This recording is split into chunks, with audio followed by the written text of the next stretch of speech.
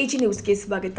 Neat ಪರೀಕ್ಷೆಯಲ್ಲಿನ ಅಕ್ರಮಗಳನ್ನು ಖಂಡಿಸಿ ಹಾಗೂ ಕೇಂದ್ರ ಶಿಕ್ಷಣ ಸಚಿವ ಧರ್ಮೇಂದ್ರ ಪ್ರಧಾನ್ ರಾಜೀನಾಮೆಗೆ ಆಗ್ರಹಿಸಿ ರಾಷ್ಟ್ರೀಯ ಪರೀಕ್ಷಾ ಸಂಸ್ಥೆಯನ್ನ ವಿಸರ್ಜಿಸುವಂತೆ ಒತ್ತಾಯಿಸಿ ಭಾರತ ವಿದ್ಯಾರ್ಥಿ ಫೆಡರೇಷನ್ ಹಟ್ಟಿ ಘಟಕದ ನೇತೃತ್ವದಲ್ಲಿ ಶುಕ್ರವಾರ ಬೃಹತ್ ಪ್ರತಿಭಟನಾ ರ್ಯಾಲಿ ಜರುಗಿದೆ. ಹಟ್ಟಿಯ ಕಾಮ್ರೇಡ್ ಅಮರಗುಂಡಪ್ಪ ನೆಲೋಗಿ ಬಸ್ ನಿಲ್ದಾಣದಿಂದ ಕ್ಯಾಂಪ್ ಬಸ್ ನಿಲ್ದಾಣದವರೆಗೆ ನಡೆದ ಪ್ರತಿಭಟನಾ ಮೆರವಣಿಗೆಯಲ್ಲಿ ವಿದ್ಯಾರ್ಥಿಗಳು, ಯುವಜನ ಹಾಗೂ ವಿವಿಧ ಪ್ರಗತಿಪರ ಸಂಘಟನೆಗಳ ಕಾರ್ಯಕರ್ತರು ಭಾಗವಹಿಸಿ ಶಿಕ್ಷಣ ಕ್ಷೇತ್ರದಲ್ಲಿನ ಅವ್ಯವಸ್ಥೆ ಹಾಗೂ ನೀಟ್ ಪರೀಕ್ಷೆಯಲ್ಲಿನ ಅಕ್ರಮಗಳ ವಿರುದ್ಧ ಆಕ್ರೋಶ ವ್ಯಕ್ತಪಡಿಸಿದ್ದಾರೆ.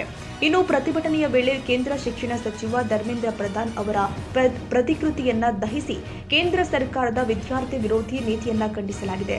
ಬಳಿಕ ಭಾರತದ ರಾಷ್ಟ್ರಪತಿಗಳಿಗೆ ಉದ್ದೇಶಿಸಿ ಬರೆದ ಮನವಿ ಪತ್ರವನ್ನ ಹಟ್ಟಿ ಸಹಾಯಕ ಆಯುಕ್ತರು ಆದ ಬಸವಣ್ಣಪ್ಪ ಕಲಶೆಟ್ಟಿ ಅವರಿಗೆ ಸಲ್ಲಿಸಿ ವಿದ್ಯಾರ್ಥಿಗಳ ನ್ಯಾಯಯುತ ಬೇಡಿಕೆಗಳನ್ನು ಕೇಂದ್ರ ಸರ್ಕಾರದ ಗಮನಕ್ಕೆ ತರಲು ಒತ್ತಾಯ ಮಾಡಲಾಗಿದೆ.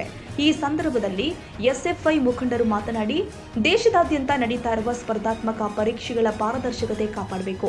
ನೀಟ್ ಪರೀಕ್ಷೆಯಲ್ಲಿನ ಅಕ್ರಮಗಳ ಕುರಿತು ನಿಷ್ಪಕ್ಷಪಾತ ತನಿಖೆ ಮಾಡಿ ತಪ್ಪಿತಸ್ಥರ ವಿರುದ್ಧ ಕಠಿಣ ಕ್ರಮ ಕೈಗೊಳ್ಳಬೇಕು ಅಂತ ಆಗ್ರಹ ಮಾಡಿದ್ದಾರೆ. ಇನ್ನು ಪ್ರತಿಭಟನಾಕಾರರು ಕೇಂದ್ರ ಶಿಕ್ಷಣ ಸಚಿವ ಧರ್ಮೇಂದ್ರ ಪ್ರಧಾನ್ ರಾಜೀನಾಮೆ ಕೊಡಬೇಕು, ರಾಷ್ಟ್ರೀಯ ಪರೀಕ್ಷಾ ಸಂಸ್ಥೆಯನ್ನ ವಿಸರ್ಜಿಸಬೇಕು, ವಿದ್ಯಾರ್ಥಿ ಸ್ನೇಹಿ ಹಾಗೂ ಪಾರದರ್ಶಕ ಪರೀಕ್ಷಾ ವ್ಯವಸ್ಥೆಯನ್ನ ಜಾರಿಗೆ ತರಬೇಕು ಎಂಬ ಬೇಡಿಕೆಗಳನ್ನು ಮುಂದಿಟ್ಟಿದ್ದಾರೆ. ವಿದ್ಯಾರ್ಥಿಗಳ ಹಕ್ಕುಗಳಿಗಾಗಿ ನಮ್ಮ ಹೋರಾಟ ನಿರಂತರವಾಗಿರುತ್ತೆ. ಶಿಕ್ಷಣ ವ್ಯವಸ್ಥೆಯ ಮೇಲಿನ ವಿದ್ಯಾರ್ಥಿಗಳ ವಿಶ್ವಾಸವನ್ನ ಉಳಿಸುವ ಜವಾಬ್ದಾರಿ ಸರ್ಕಾರದ್ದಾಗಿದೆ ಎಂದು ಎಸ್ಎಫ್ಐ ಮುಖಂಡರು ಹೇಳಿದ್ದಾರೆ.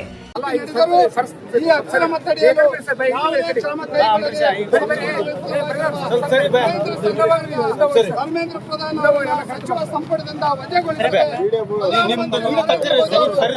ನೀಟ್ ಹಗರಣದಲ್ಲಿ ತನ್ನ ಸರ್ಕಾರದ ಕೈವಾಡ ಇದೆ ಎಂಬುದನ್ನು ಸಾಬೀತುಪಡಿಸಿಕೊಂಡಿದ್ದಾರೆ. ಇದೀಗ ನೀಟ್ ಪ್ರಶ್ನೆ ಪತ್ರಿಕೆ ಘೋರ ಪಾಪ ಎಂದು ಅನುಕಂಪದ ಮಾತುಗಳನ್ನಾಡುತ್ತಿರುವುದು ಪ್ರಧಾನಿಯವರ ಆತ್ಮವಂಚನೆಯಾಗಿದೆ.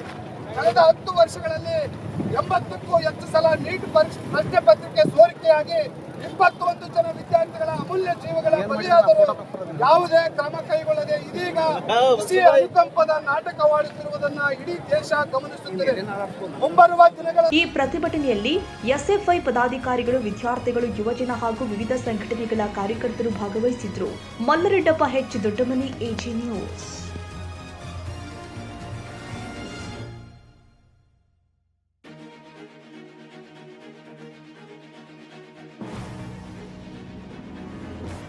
ಕನ್ನಡಿಗರ ಮೆಚ್ಚಿನ ನಿಮ್ಮ ಎಜೆ 24/7 ನ್ಯೂಸ್ ಕನ್ನಡ ವಾಹಿನಿ ಇದೀಗ ಟಿವಿಯಲ್ಲಿ ಲಭ್ಯ. ವೇಳೆ ನೋಟಿಸ್ ಕೊಟ್ಟಿದ್ರೆ ವಾಪಸ್ ತಗೋತೀವಿ. ಇವತ್ತು ವಕ್ಫ್ ಪ್ರಾಪರ್ಟಿ ಅಂತೇಳಿ ಬರ್ತದೆ ಅಂತ ಹೇಳಿದ್ರೆ ರೈತರು ಬೀದಿಗೆ ಬಂದ್ರೆ ಏನ್ ಮಾಡ್ಬೇಕಾಗುತ್ತೆ? ಯಾರು ವೋಟ್ ಹಾಕಲಿಲ್ಲ ಅಂದ್ರೆ ಗ್ಯಾರಂಟಿನೆಲ್ಲ ಸ್ಟಾಪ್ ಮಾಡ್ಬಿಡ್ತೀವಿ.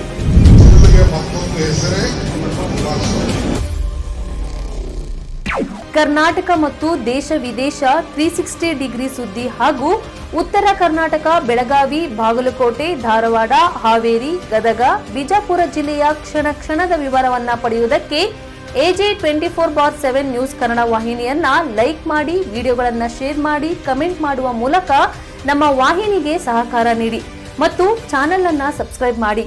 ಧನ್ಯವಾದಗಳು.